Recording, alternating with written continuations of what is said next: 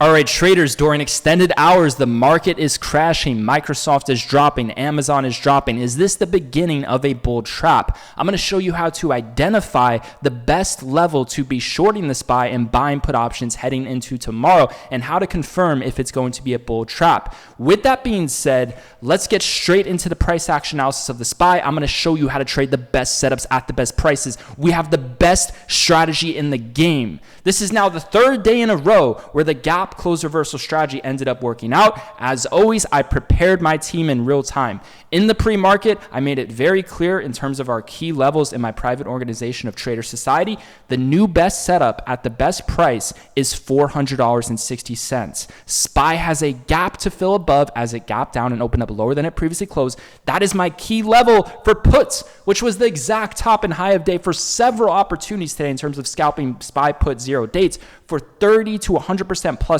returns in the only best setup for SPY. With that being said, I want to give a big shout out to the members within Trader Society who were self-sufficient, used confirmations, used the strategy on their own, and took advantage of the opportunity. Trader Society is a community that is dedicated to trading one simple gap trading strategy. And the beauty of this strategy is it is going to get you in at the exactly top for a trend reversal to short the SPY for the puts, and the exact bottom for a trend reversal to buy calls on the low. If you don't think that is possible, where you can have a strategy that gets you in at the exact top or the exact bottom and works both ways, then you are not using the gap close reversal strategy, because this is now 3 days in a row where the strategy got you in at the perfect entry for the day. Take a look right here. This is where SPY gapped up. It formed a floor. It formed bullish confirmations. It turned previous resistance into support. All confirmations for a gap close reversal. That's not hindsight 2020. That's confirmation to buy the gap close reversal, and I took advantage of that opportunity. I made 15%. Right here, the next day, the SPY gaps up. It does the same pattern. It forms a floor. It starts breaking out above resistance, forming higher support. It has a gap close reversal, and it starts rocketing all day. Right here, SPY has a massive gap down. And as I had stated to my team, you're going to want to play puts once it shoots back up to that previous closing price. In terms of your confirmations in terms of beforehand it was selling off in the pre-market and already dropping massively. If it shoots right back up to the previous closing price, that's going to be a great overreaction to scalp a put. It already crashed. It already tanked. What more confirmation do you need? In terms of other confirmations, you can use the 1-minute chart. That's the main confirmation that I would use with the gap close reversal strategy. The 30-minute chart is for more of other levels, basic price action, basic patterns. In terms of the gap close reversal strategy, I mainly focus on that daily and the 1-minute chart. But in terms of confirmations, and I want to give a big shout out to Kevin within the chat, because he bought puts at 11:05 a.m. and that was perfect confirmation in terms of how you played that. Because take a look, SPY reacted as a resistance level right here. It started as soon as it filled the gap, it went from green to red, and this candle closed lower than the previous closing price, forming a bearish wick, which is bearish. It then formed a trend reversal bearish candlestick at resistance, which is bearish, and then it started to drop more. Do we go buying puts into this drop when it looks bearish? No, you can buy puts when it's at the gap, or when it retests the gap and starts forming lower highs, another bearish wick, and when you see this wick at the lower high, you start buying the puts on the top of these 1-minute candles towards the gap and scale into those lower highs towards the gap. That is the game, man. Several opportunities to scalp put options for the gap close reversal. The strategy got you in at the top multiple times. In terms of what I ended up doing, I woke up feeling not very well. Not only was I extremely tired, but my throat, man, I have this sore throat. I hope I'm not getting sick. I feel good enough to make this video, so I'm just going to try to, focus on my health and just getting better, because I do feel like I have a sore throat and I'm feeling a little sick. But I still decided to trade. If you guys haven't followed me within the Discord chat, I am on fire in Power Hour. These past 2 days, I just traded during Power Hour, and all the trades are hitting. I ended up playing calls at not the best price. Previous closing price was reacting as support. I bought calls high. I sold at the top for 20%. Then I switched to puts. I want to give a big shout out to the members within Trader Society who played puts at previous closing price. I want to give a big shout out to Jim C for sticking to his conviction of puts, playing at the previous closing price and selling at his insane price target support level at $399, literally towards the bottom at $399.50. But with that being said, I played puts right into the close. I started buying puts right here when SPY was forming this bearish doji at the previous closing price, selling off, and I started adding right here when it was at 450. Right here on the top of this bearish wick, I played more puts. Why did I play more puts? Because look at how it reacts. When it forms this candlestick at the previous closing price, it drops. When it forms this candlestick at the previous closing price, it drops. History tends to repeat itself, and it's forming lower highs. It's not even touching the top of this previous wick, and it closed red on that previous closing price of this candle. All confirmations to play puts. I stuck to my target of $400, made a 40% win scalping puts. If I were to hold those puts, I would have made almost a 200% return. But I do not regret selling because in terms of my strategy, I enter at resistance and I do not hope for support to crack. I look to scale out at support, and then if I want to, I can leave a little bit on to ride, hoping for that support to crack. But in terms of my strategy, I get in at the best prices, puts at resistance, and then I sell the dip. And then in terms of my calls, I buy the dip and I sell the rip. I don't hope for anything to break out or break down. That's the difference. Now, in terms of other strategies, if you were expecting or anticipating a bigger crash with a bigger price target, you cannot do that with 0-date expirations. That's another reason why I did not sell too soon. A lot of people who are buying puts looking for a bigger move into the close are not doing 0-date expirations because of the theta decay, and it's too risky to hold them. You could be up 20 to 50%, and then you can give it all back and go red, trying to make another extra 100%. It's not worth the risk, and 0-dates are not meant to be held. They're meant to be scalped in a way where you're shorting at the top and you're selling at the dip, not hoping for it to crack, and you're buying at the dip and you're selling into the rip, not hoping for it to break out. That's how you trade 0-date expirations. If you want to try to aim for bigger targets,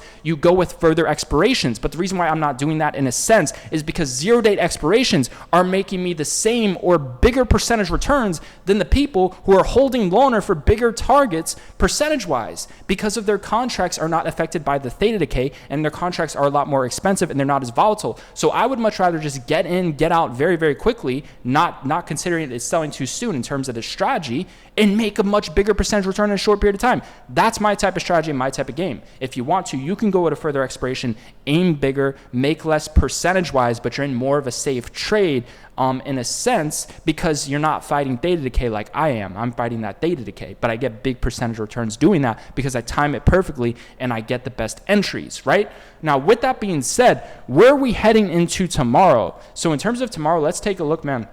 If you look at Microsoft, this is something where a lot of people ask me about Microsoft. I told them we're waiting. We're waiting for the earnings to come out. We don't play puts before earnings. We don't play calls before earnings. We don't gamble. We're not doing lotto trades. We wait for the puts to get wrecked. We wait for the bears and the shorts to get wrecked. And then what do we end up doing? Big shout out to Dimitri. Dimitri within the chat, one of the best traders within Trader Society, he went short on shares. You can short these earnings plays on shares. Do not play earnings with options. It's a complete lotto gamble. You want to play shares. He ended up shorting shares at 253 and he covered at 239. I ended up shorting shares at like 253. I covered at 251. I wasn't aiming for the big move, but we both banked on that. That was another great trade we had. Big shout out to Dimitri on that. Now, in terms of the SPY, what I want you to understand is this is going to be the best entry for puts. The SPY is gapping down. It's at 398.64. There's some support towards this key 398. $400.20 is the new best level for puts, slightly below the previous closing price from today, right? So the closing price of today, $420, right? That's going to be the best price to short the SPY and play the put options with a $400 strike, right? With that being said, that's what I'm waiting for. I'm waiting for the same thing to repeat. I'm waiting for the SPY to shoot back up to fill the gap, and then I'm going to look to play puts again. Will, what's the max risk on that trade? The max risk on that trade is going to be $401. If you're going with a further expiration, then you can risk 402s if you would like, right? If you're doing 0 dates, I would not risk more than 401. So we're waiting for the gap to fill at 420. Once a roof forms, once resistance forms, we look to scalp the puts. It's already confirmed bearish. Now, this is what I want you to understand in terms of the overall analysis with the SPY and where we are at, right? So let's take a look at this chart right here. So in terms of the SPY, your previous double top roof was at this key level of $400 to $399, right around this top zone right here, right?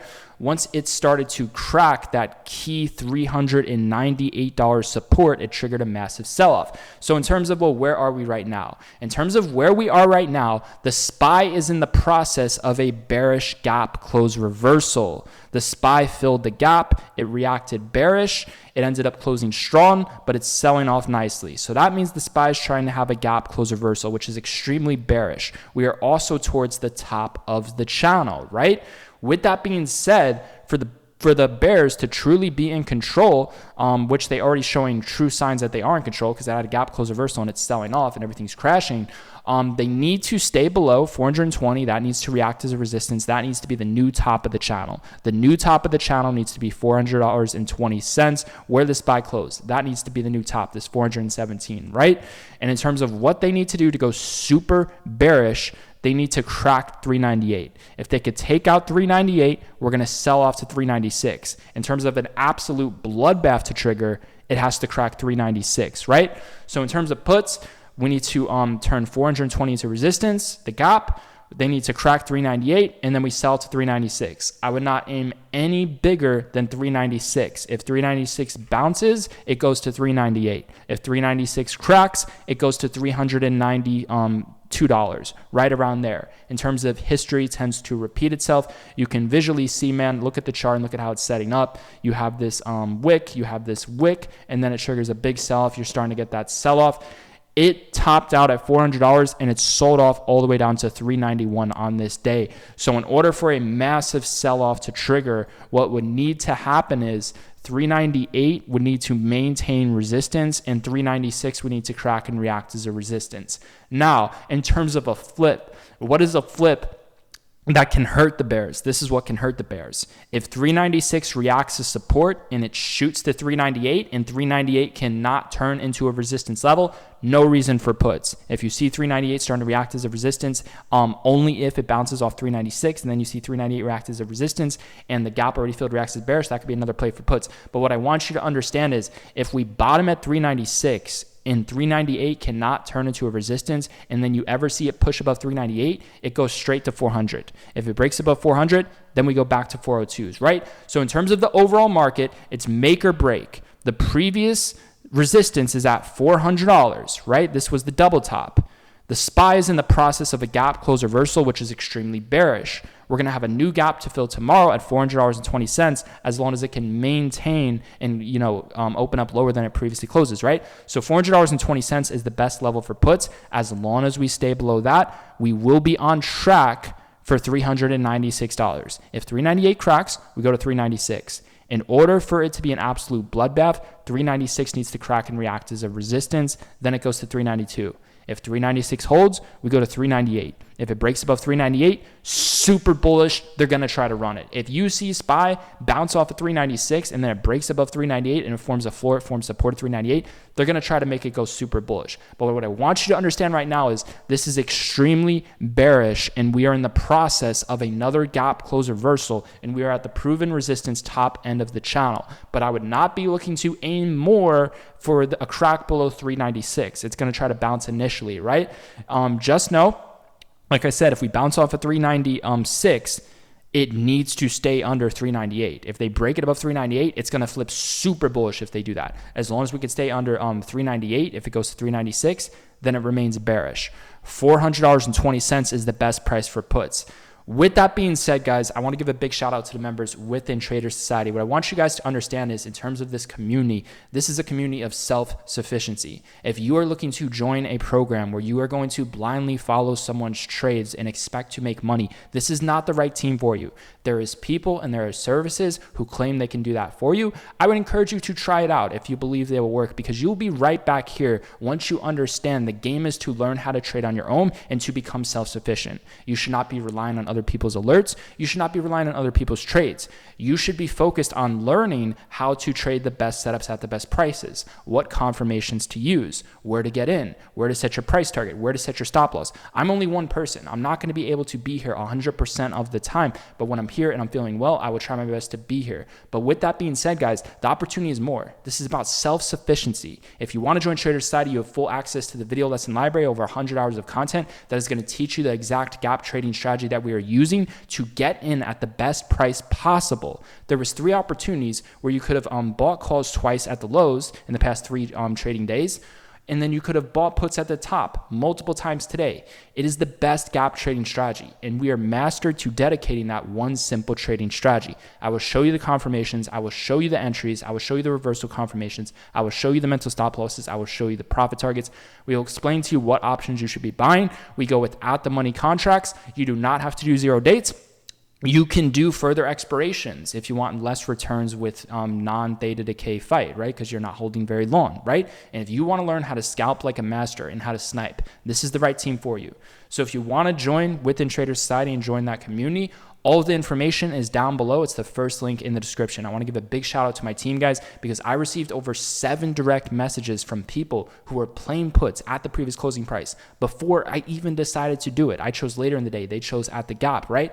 That's self-sufficiency. And a lot of those people made more than 2 to 3 times cost of the program, which is a one-time fee, and it's lifetime access, man. It's at the best deal, and this is the lowest price it's ever going to be at. So with that being said, if you want to join, it's the first link in the description. You get access to the live trading streams. You get access to the live trading voice. You get access to the chat room, the SPY floor. The SPY floor is the money floor. That's where people alert their real-time trades, their confirmations. There's so much more within this community, along with the video lesson library and course. It's going to be the first link down below in the description. I will see you guys tomorrow live. With that being said, I'll be in the chat from here.